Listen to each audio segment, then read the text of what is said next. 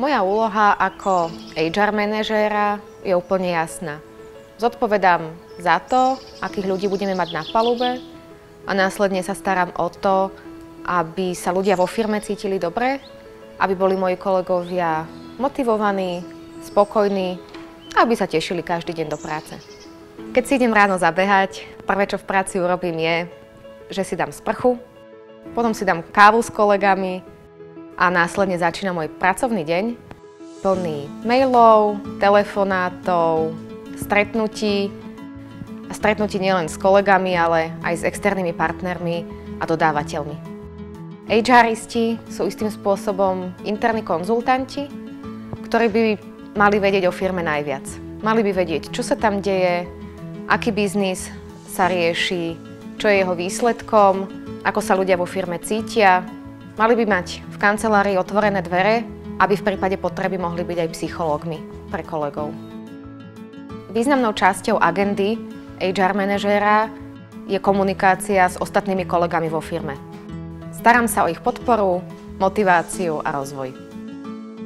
Prijímam nových kolegov do tímu, ale niekedy musím vedieť urobiť aj nepopulárne rozhodnutie a s niektorými kolegami sa rozlúčiť.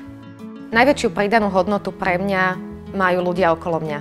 Možnosť mať každý deň iný, tvoriť firemnú kultúru a istým spôsobom ovplyvňovať to, ako nás vníma trh ako zamestnávateľa.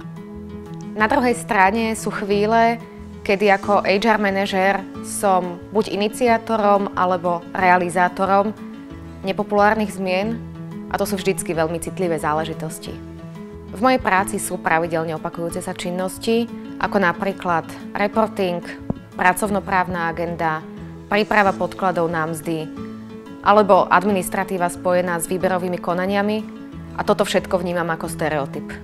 Na druhej strane mám neskutočné možnosti ulietavať a vymýšľať, najmä pri aktivitách spojených s budovaním značky zamestnávateľa, pri spolupráci s vysokými školami, rôznymi neziskovkami. Podľa mňa každý HRista by mal mať cit pre okamih, schopnosť odhadnúť situáciu a vystihnúť správny moment. Mal by mať pozitívny prístup a presvedčenie, že veci sa budú vyvíjať správnym smerom, ale s pripraveným plánom B vo vrecku.